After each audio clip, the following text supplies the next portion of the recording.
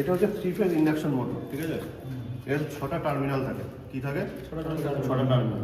আমরা যেমন ডিসি মোটরের ক্ষেত্রে কি করেছিলাম, দুটো ফিল্ডের তার থাকতো, দুটো আর্মেচারের তার থাকতো, দুটো ফিল্ডের রেজিস্ট্যান্স বেশি থাকতো, আমরা সিরিজ বোর্ড ধরতাম, আলো কম জ্বলতো, বুঝে যেত। কিন্তু এখানে যে 6টা তার আছে, এই যে এটা কোনটা কিসের তার এটা বোঝা বড় মুশকিল।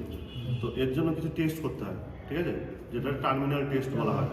তো এখানে এই যে কাগজগুলো মারা রয়েছে না, তো এই কাগজগুলোতে দেখ লেখা আছে যে W1, W2, U1, U2, V1, V2 বা A1, A2, B1, B2, C1, C2 এইভাবেও নেওয়া হয়।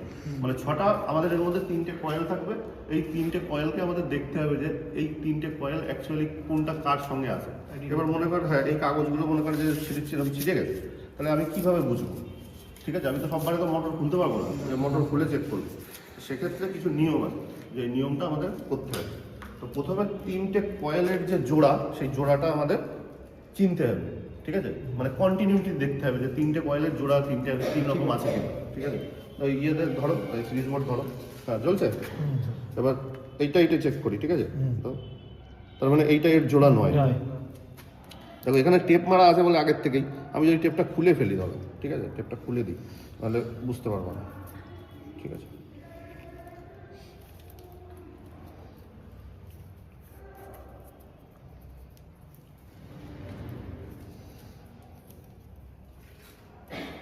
কেউ একজন 6টা কাগজের মধ্যে লিখে নিয়ে আয়, বোঝা যাচ্ছে না যে কোনটা কোন তার কোনটা কি। আমাদের 3টে কয়েল আগে দেখে নিতে হবে যে কোনটা কোনটা। হ্যাঁ দেখ দেখ, তবে এটার কয়েল না, এটাও না, আমরা একটা ফিক্স রেখে এটাও না, এটা দেখ। তাহলে এই লালটা আর এই আকাশিটা, এইটা একটা কয়েল। তাহলে এইটা কয়েলকে আমি এরকম ভাবে একটা গিট্টি দিয়ে আলাদা করে নিই। তাহলে এইটা একটা কয়েল পেয়ে গেলাম, আমি একটা কয়েলের জোড়া পেয়ে গেলাম। আরো দুটো কয়েল থাকবে, তাহলে একটা জোড়া পেলাম, এইটা না, তাহলে এইটা একটা জোড়া পেয়ে গেল, তাহলে দুটো জোড়া হয়ে গেল। এই একটা জোড়া, তাহলে এইভাবে একটা গিট দিয়ে দিই যাতে বোঝা যায়, ঠিক আছে? তাহলে এইটা অবভিয়াসলি আর একটা জোড়া হবে, এটা তো আর চেক করার দরকার নেই, আছে কি? তাহলে এই একটা জোড়া পেয়ে গেল। তাহলে 3টে জোড়া কিন্তু আমরা পেয়ে গেছি, ঠিক আছে? এবার কি করতে হবে, ওই কাগজের টুকরোগুলো হয়েছে, আস্তে আস্তেই কোনো অসুবিধা নেই, ওই কাগজের টুকরোগুলো নিয়ে এলাম। আমরা যেটা করবো, 3টে কয়েলের 3টে জোড়া পেলাম। এবার ওই কাগজের টুকরোগুলো আমরা বসাবো, আন্দাজেই বসাবো। তারপরে যখন আমাদের টেস্ট কমপ্লিট হয়ে যাবে, তখন কি করবো, তখন মানে বোঝা যাবে যে সিকোয়েন্সলি কোনটা A1, কোনটা B1, কোনটা C1, কোনটা D1 না, মানে C1 C2, B1 B2, A1 ধর এইটার মধ্যে আমি A1 লিখলাম, আমি জানি না যে আদৌ এটা A1 কিনা। এইটার মধ্যে আমি A1 ঢুকালাম, ভালো করে দেখবি। দেখ এই তারের মধ্যে আমি এই যে কোনো একটা কয়েলের মধ্যে এটা A1 ঢুকিয়েছি, তাহলে এর অপর প্রান্ত A2 হবে। দে A2 দে।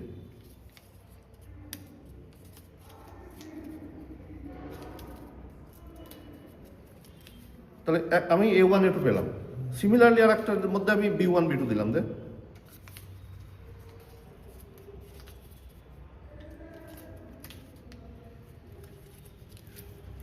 এটা B2 হলে স্যার ওটা মানে B1 হলে ওটা B2 হয়ে যাচ্ছে।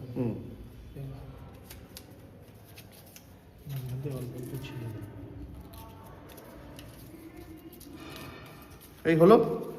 এবার কি করতে হবে, এই দুটো কয়েলকে সিরিজ করে লাগাতে হবে আমাকে, সিরিজ করে। এই দেখো এখানে সিরিজ এই যে দিয়ে এটাকে সিরিজ কানেকশন করতে হবে যেরকম, ঠিক আছে?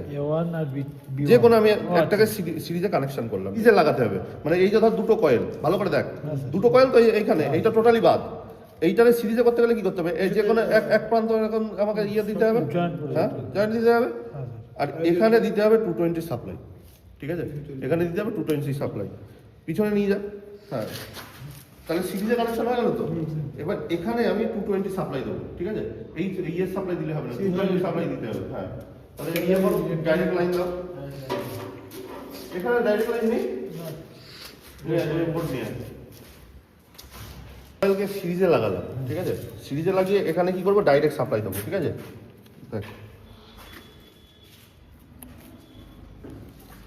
গেল।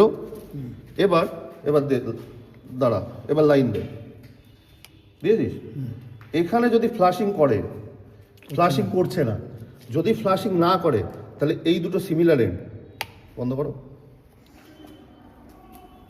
এইটা যদি B1 হয় তাহলে এইটাও হচ্ছে তোমার A1ই হবে, আচ্ছা সিমিলার এন্ড হবে। যদি ফ্লাশিং করতো তাহলে যদি এইটা আমি B1 দিয়ে থাকি, মানে যে কোনো আমাকে একটা ধরে নিতে হবে রেফারেন্স। এটা এটা একটু দূরে যা। যদি এই যে আমি লাইন দিলাম, এই যে এই কয়েলটাকে সিরিজ করে আমি এইখানে এই যে এই থার্ড লাইন যেটা কোনো লাইন দেওয়া নেই সেটা চেক করলাম, ফ্লাশিং মানে হলো না। যদি না হয় তাহলে এই যে আমি দুটোকে সিরিজ করেছি এই দুটো কি হবে, সিমিলার এন্ড। এটা যদি A1 হয়, মানে similar A1 B1 যদি একটা ধরে রাখি, যদি A1 হবে মানে B1, ধরো এটা আমি রেফারেন্স ধরে নিলাম, এটা B1, তাহলে এটা A1ই হবে। আচ্ছা। ঠিক আছে, যেমন আমাদের এই যে দিয়েছি মিলে গেছে। ঠিক আছে, কিংবা সেটা যদি যদি A2 হয় তাহলে এটাও A2 হবে। হ্যাঁ, এবার সিমিলারলি অন্যগুলো তো চেক করতে হবে। হ্যাঁ, তাহলে আর আমি এটা এইটা B1 আর এটা A1 পেয়ে গেলাম, তাহলে এর অপর প্রান্ত B2 A2 এই দুটো পেয়ে গেছি। হ্যাঁ। এবার এইটা খুলে ফেলবো, খুলে ফেলে আমি আবার করবো। এবার এইটার সঙ্গে এইটা করবো। এবার আমি তো জানি না এই দুটো কি, এই দুটো তো জানি না আমি। না। এবার যে কোনো একটার মধ্যে আমি রেফারেন্স দিতে, যে কোনো একটাতে, এই যে C1 1 দেবে যে কোনো একটাতে 1 2 দিলেই হবে।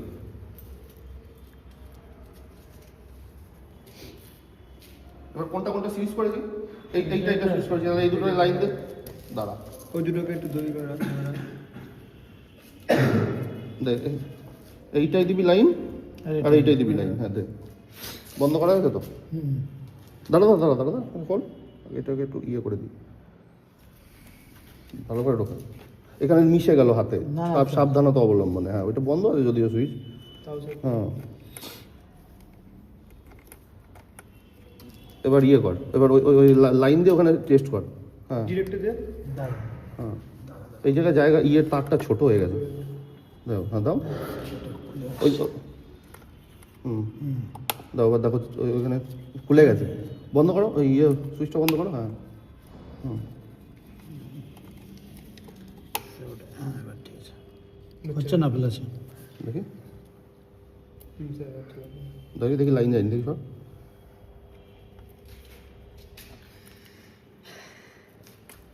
লাইন আসছে তো স্যার, একটু আওয়াজ হচ্ছে।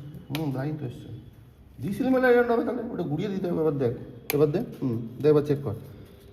আসছে না তাহলে এই দুটোও সিমিলার এন্ড। সিমিলার।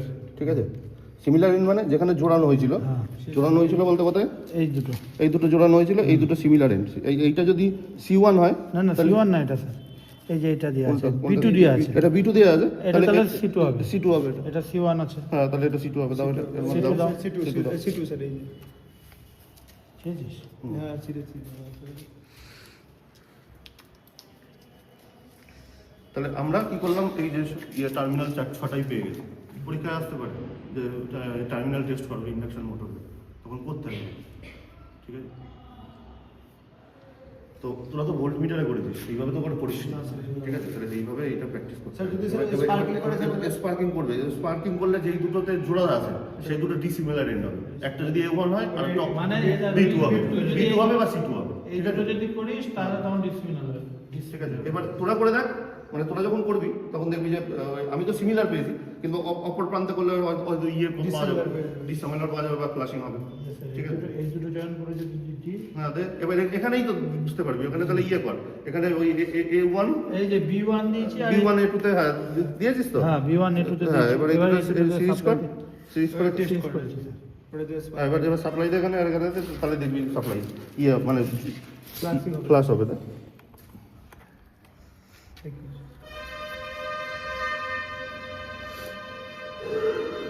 দে, এবার দে। তারপরে যে ডিরেক্টে